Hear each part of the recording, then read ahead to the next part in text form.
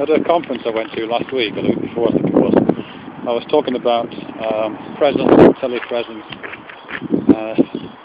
and when I started calling the economy of attention, I didn't really intend to talk about the economy of attention. It was a kind of last minute idea, which I tried to incorporate. I don't think terribly successfully, but there's some interesting things I think about attention economies, and how they might feature in relation to things like theatrical presence or charisma more generally. I mean, certainly one of the ways that I define charisma and presence for myself is in terms of the kind of management of attention. That you know, if 6 people are standing in front of us and our attention is unusually drawn to one of those people, we would probably credit that person as having some particular quality. Let's call it presence or charisma. So that's kind of how I'm defining it.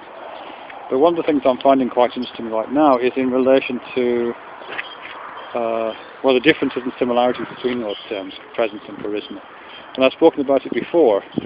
What I've talked about is that charisma, and this is just a distinction that I'm making, it's not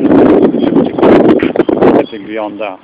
Charisma is the way that attention can be produced as a result of certain sort of hierarchical situations. And although there have been studies to show that organisations which are hierarchical, things like military or industrial organisations, that kind of thing, corporations, tend to encourage the attribution of charisma to people who are in power in those organisations, whereas ones that are flatter, organisations that are flatter, with more kind of horizontal management structures, tend not to encourage that kind of definition.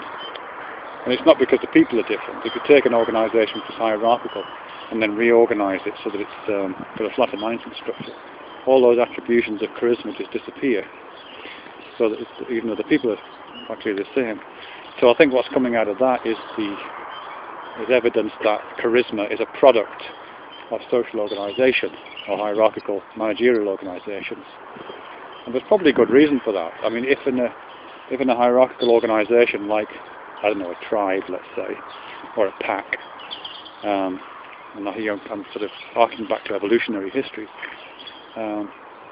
If you live in that kind of organisation, if you live in a pack, it's probably a really good idea to pay special attention to the top dog, or the alpha male, or the bird at the top of the pecking order. And you'd probably feel that if you were an animal. You wouldn't think it, you wouldn't have that kind of conscious thought. You would probably feel that as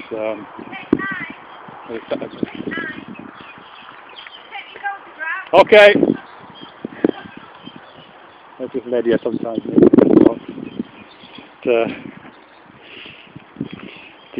What was I talking about? Pardon? Oh yeah, I'm making a video. Yeah, alright. Okay. Alright. I haven't had one of those interactions for a long time. Anyway, here we are. I'm talking about attention. And so a hierarchical organisation will promote attributions of charisma.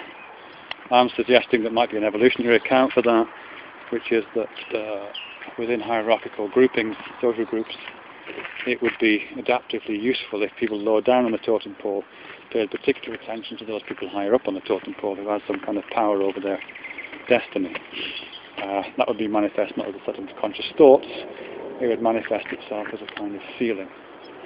And I'm choosing to call that feeling charisma.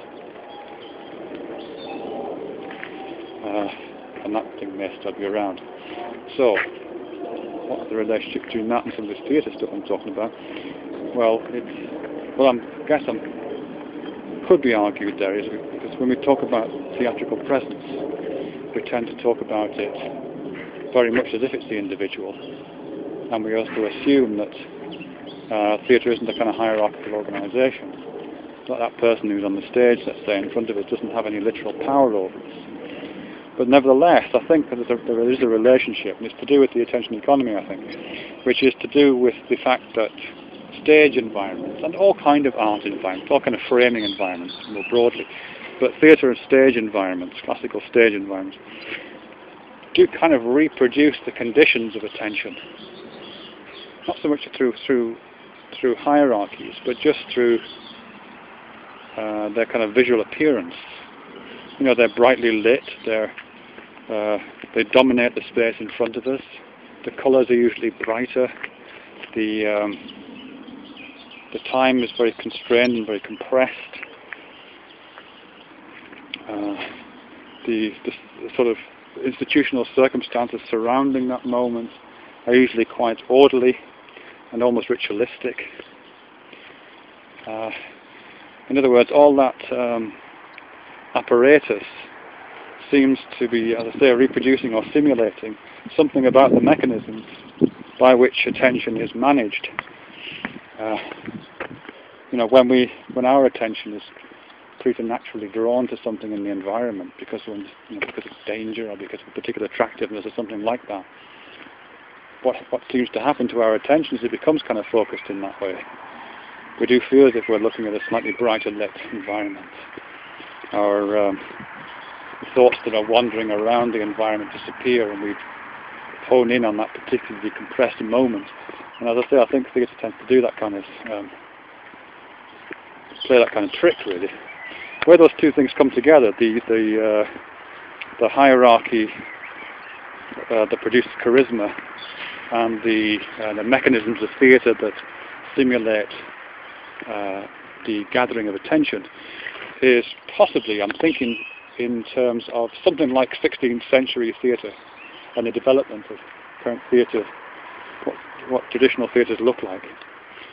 As far as I'm aware, in things like the French theatre and the English theatre of the 16th century, it was, and I'm talking about the official theatres, not the popular theatres so much, but the ones that would be attended by kings and princes and the aristocracy, is that those stage environments either literally had the king present, so he would be present at the back of the stage, the throne would be in an elevated position at the back, or else he would be very much present in the kind of royal box version that we have now, where there's a kind of protrusion almost onto the stage, in which the monarch, the person with notional power, is protrudes into that special attention gathering mechanism. So it seems to me that what that's kind of doing is uniting these ideas to do with the management of attention that you find within theatre practice and the management of charisma that hierarchical organisations like monarchies, but also corporations and military and so on, tend to produce. Oops, my dog's just been sick. Are you alright, Steve?